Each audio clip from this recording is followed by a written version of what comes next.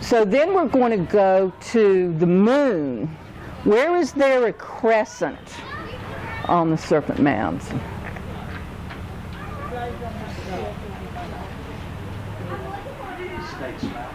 Yeah, at the snake's mouth. Okay, so what that means, that's the divine feminine. That's being receptive and allowing, and the energy, and it allows the energy to flow in and out. So when I bring my team up here, a lot of the folks can see the energy in the mound and how it flows.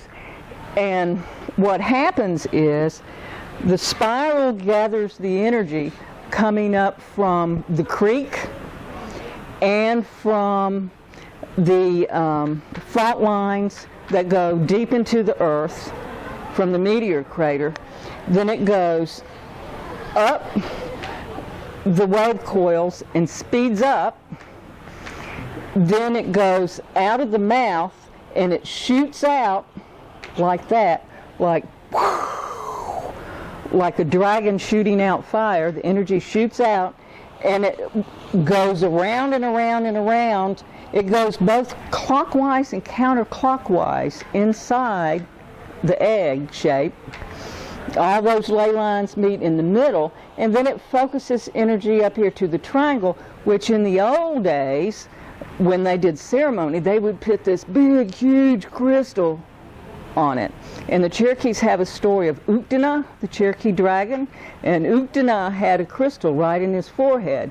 Well, there you got Uktana, because they put the big crystal right up there. Okay, so next we go to the half moon. That's building towards or away from the strength and growth of the full moon. So even though in a lot of the original drawings these were a little bit more complex, it still has the shape of the half moon. And so from what we were able to ascertain and kind of time travel and talking to the ancestors here, these were used for the female and the male priest. So the female, looking from the bottom up, would be on the left-hand side. That's the divine feminine. And the male priest would be over here.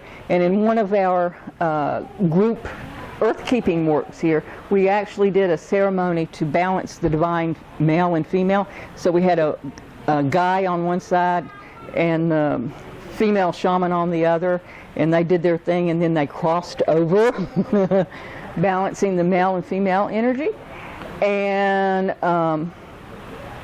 so you're going to have an opportunity in a little bit to walk our rug, and when you have your feet on both sides, it kind of helps to balance that within your body.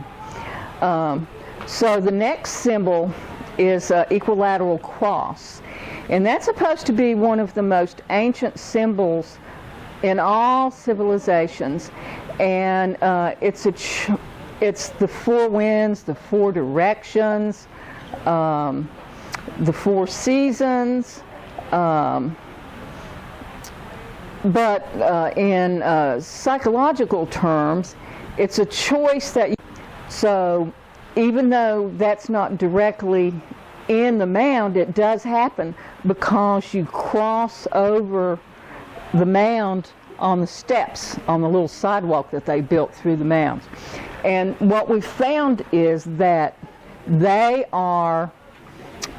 is a place where it short circuits.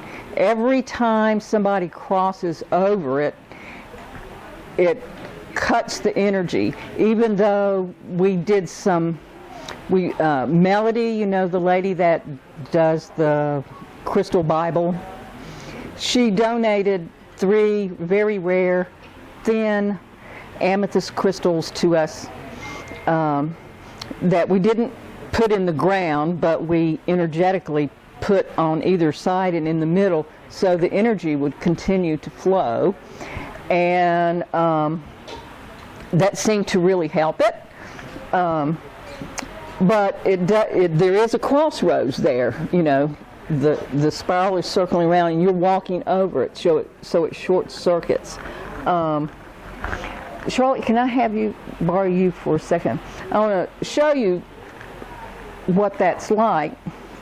Although Charlotte's one of my apprentices, but when you do muscle testing, kinesiology, think about something happy, okay, and then think about something sad, okay. So if I want to short circuit her, I go like that, and then I just zipped her up, and now she's strong. So we have an energy field that goes up our front and down our body, and you can short circuits. It's, you know, when Indians used to do their tomahawks like that, and in karate where they go like that, it's to short circuit somebody, and then you go in for the kill. So we're short circuiting the energy field every time that we walk over those steps. And so we've tried to put a helpmate on that, but I'm asking you, when you do walk over the steps, just stand there for a minute and put your hands out and feel the energy coming from both sides, and just see that energy field mended. And that's what we do sometimes.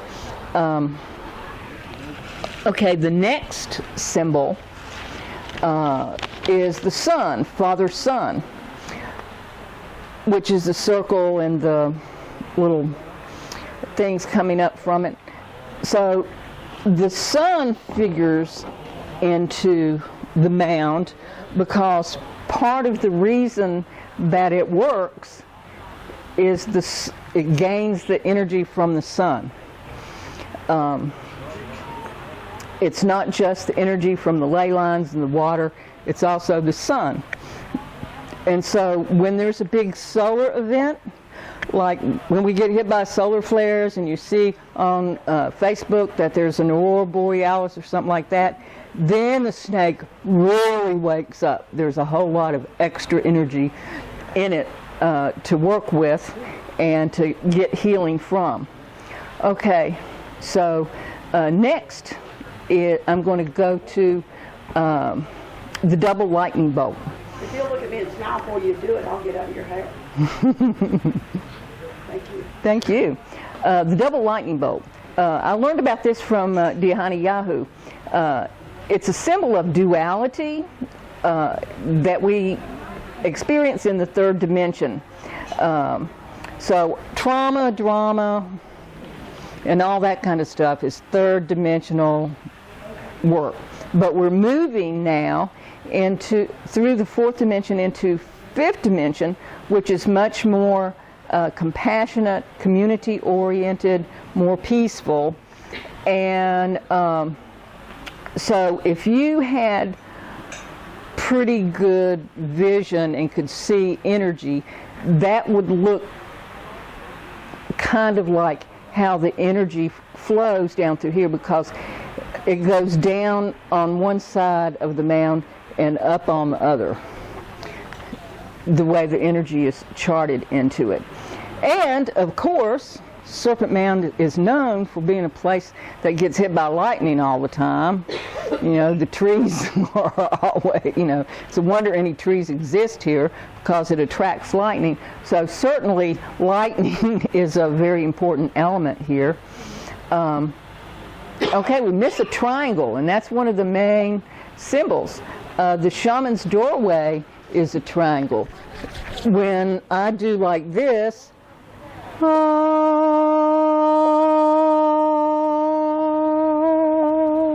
it's magnifying the tone.